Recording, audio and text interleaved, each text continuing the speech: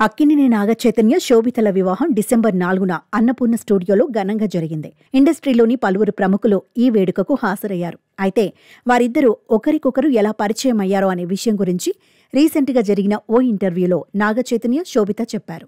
English మీడియాకు ఇచ్చిన ఈ ఇంటర్వ్యూలో వారిద్దరి ప్రేమ గురించి కూడా ఇంట్రెస్టింగ్ కామెంట్స్ చేశారు నాగచైతన్య, శోభిత. 2022 ఏప్రిల్ నుంచి నాగచైతన్యను ఇన్స్టాలో ఫాలో అవుతున్నానన్నారు అక్కినేని, శోభిత. తనకు ఫుడ్ అంటే చాలా ఇష్టమని, అందుకే చైతన్య తాను ఎప్పుడు కలిసినా ఫుడ్ గురించే మాట్లాడుకునేవాళ్లమని చెప్పారు. తెలుగులో మాట్లాడమని తనను తరచూ నాగచైతన్య అడిగేవారని, అలా మాట్లాడటం వల్లే తమ బంధం మరింత బలపడిందన్నారు. దీంతోపాటు తాను ఇన్స్టాలో యాక్టివ్గా ఉంటానన్నారు.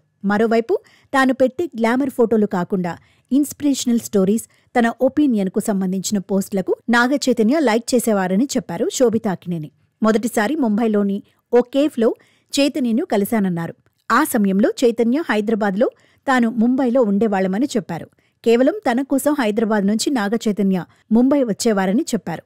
మొదటిసారి తాము బయటకు వెళ్లినప్పుడు తాను రెడ్ డ్రెస్, చైతన్య బ్లూ సూట్లో ఉన్నాడని, ఆ తర్వాత కర్ణాటకలోని ఓ పార్కుకు వెళ్లాం.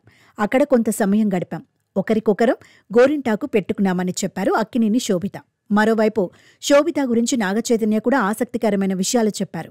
శోభితను తెలుగులో మాట్లాడమని ఎప్పుడూ అడిగేవాడినన్నారు.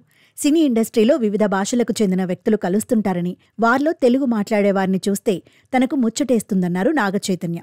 తెలుగు మాట్లాడిన వాళ్లతో త్వరగా కనెక్ట్ అవుతానని, ఈ నేపథ్యంలోనే శోభిత పరిచయం అయ్యాక తనతో తెలుగులో మాట్లాడాలని తరచూ అడిగేవాడినన్నారు నాగచైతన్య.